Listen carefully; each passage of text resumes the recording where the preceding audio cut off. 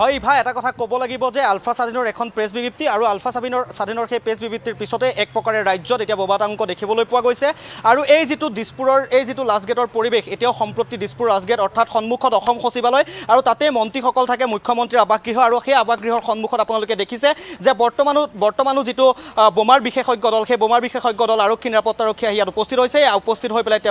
তেওঁলোকৰ যি তালাচী সেই তালাচী চলাই যোৱা দেখিবলৈ পোৱা গৈছে কিছু সময় মুহূৰ্ততে 5 বজাত আমি যি দৃশ্য দেখুৱাইছিলোঁ সেই দৃশ্য আপোনালোকে এক প্ৰকাৰে দেখিছিলে যে স্নিপাৰ ডেকৰ পৰা ধৰি পেলাই সকলো আহি ইয়াত উপস্থিত হৈ তেওঁলোকে তালাচী অভিযান চলাইছিল আৰু কিন্তু বৰ্তমানলৈকেও ইয়াত যিহেতু বোমাটো তেওঁলোকে মাটিৰ তলত প্ৰায় 2 ফুটমান তলত পুতি থোৱাৰ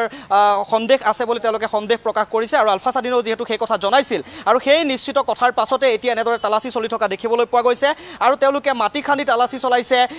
আৰু তেওঁলোকে স্নিপাৰ ডেকৰ জৰিয়তে তালাচী চলাইছে বা যিটো মেটেল ডিটেক্টৰ সেই মেটেল ডিটেক্টৰসমূহ এনেদৰে ব্যৱহাৰ কৰি তেওঁলোকে তালাচী চলাই থকা বৰ্তমানো দেখিবলৈ পোৱা গৈছে এয়া আপোনালোকে দেখিছে এটা এক্সক্লুসিভ দৃশ্য ND24 দৰ্শকসকলক দেখুৱাইছো যে তেওঁলোকে কোৰেৰে মাটি খানি এইদৰে কিন্তু তেওঁলোকে এতিয়া বোমাৰ সন্ধান চলাইছে অৰ্থাৎ যেতিয়ালৈকে কিন্তু বোমটো নাপাব যেতিয়ালৈকে ইয়াত এই স্থানত থকা বোমাটো নাপাব ইতিমধ্যে গুৱাহাটীৰ দুটাকৈ স্থানত আপুনি এইটো ৰাজগড়ৰ কথাই কওক বা পাণবজাৰৰ কথাই কওক তেনেধৰণে গান্ধী মণ্ডপৰ কথাই কওক তেনেকুৱা ধৰণৰ দুটাকৈ স্থানত এতিয়ালৈকে কিন্তু বৰ্তমানলৈকে বোম উদ্ধাৰ হৈছে আৰু সেই বোম দুটা উদ্ধাৰৰ পিছত এতিয়াও কিন্তু এই দিছপুৰ লাষ্টগেটৰ থকা এই সমীপৰ যিখিনি ৰাইজ আছে সেই ৰাইজখিনিয়ে কিন্তু এতিয়াও আতংকত দিন কটাব লগা হৈছে আপোনালোকক দেখুৱাইছো যে বিশাল এটা আৰক্ষীৰ বাহিনী উপস্থিত হৈ পেলাই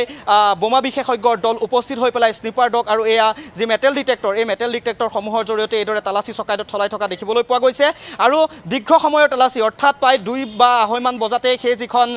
ইমেইল যোগে আলফা স্বাধীনে যিখন প্ৰেছ বিবৃতি প্ৰেৰণ কৰিছিল আৰু সেই প্ৰেছ বিবৃতি প্ৰেৰণ কৰাৰ পিছৰ পৰা এনেদৰে তালাচী চলাই থকা হৈছিল যদিও কিন্তু এতিয়া 5 ঘণ্টা প্ৰায় 6 ঘণ্টা পাৰ হৈ যাবৰ হ'ল তাৰ পাছতো কিন্তু বৰ্তমানলৈকে উদ্ধাৰ হোৱা নাই ইয়াত যিটো বোমা সংস্থাপন কৰা আছে বুলি কৈছে সেই বোমাটো আৰু মই আনফালে মোৰ সতীৰ্থ ভিডিঅ' জাৰ্নেলিষ্ট যদি নবক এটা দৃশ্য দেখুৱাবলৈ কওঁ আপোনালোকে এটা দৃশ্য দেখিব যে বিপৰীত দিশে যদি আমি চাওঁ এই যি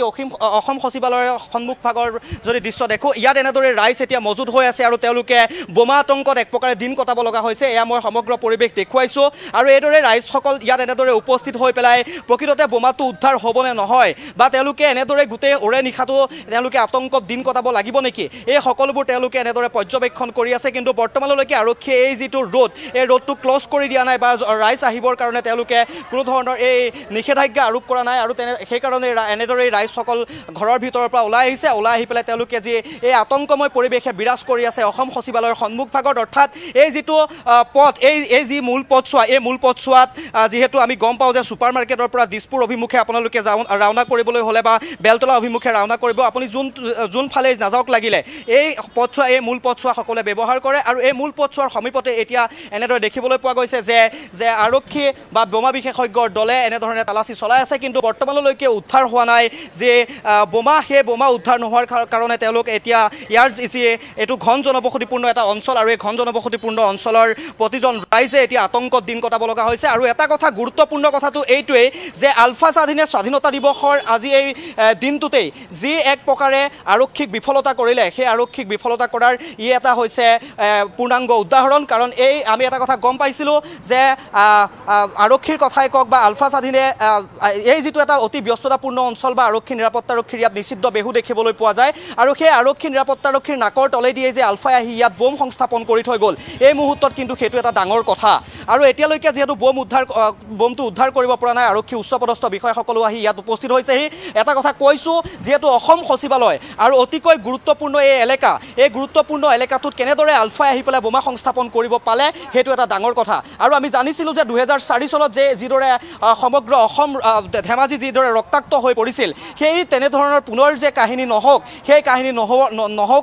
নহ'বৰ কাৰণে অৰ্থাৎ এনেদৰে তেওঁলোকে দেখোঁ যে আমি আৰক্ষী নিৰাপত্তাৰক্ষীয়ে স্বাধীনতা দিৱসৰ দিনটোতে বা 26 জানুৱাৰী গণৰাজ্য দিৱসৰ দিনটোতে তেওঁলোকে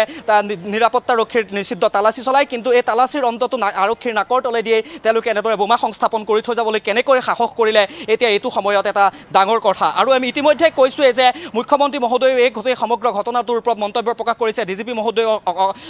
অলপ সময়ৰ আগতে গোটেই ঘটনাটোৰ ওপৰত মন্তব্য প্ৰকাশ কৰিছে কিন্তু তেওঁলোকে যিয়ে মন্তব্য প্ৰকাশ নকৰক যে তেওঁলোক আজিৰ দিনটোত সম্পূৰ্ণৰূপে বিফল হৈছে সেইটো কথা এই সময়ত নিশ্চিত হৈ পৰিছে আৰু আমি সমগ্ৰ দৃশ্য আপোনালোকক দেখুৱাইছোঁ যে এতিয়াও এনেদৰে তালাচী চলি আছে আৰু কিমান সম্পৰ্ক আমি এই মুহূৰ্তত আপোনাক ধন্যবাদ জনাব লাগিব আমি পৰৱৰ্তী সময়ত পুনৰ আপোনাৰ সহযোগত সেই অভিযানৰ শেহতীয়া খবৰ ND24 দৰ্শকক জনাই থাকিম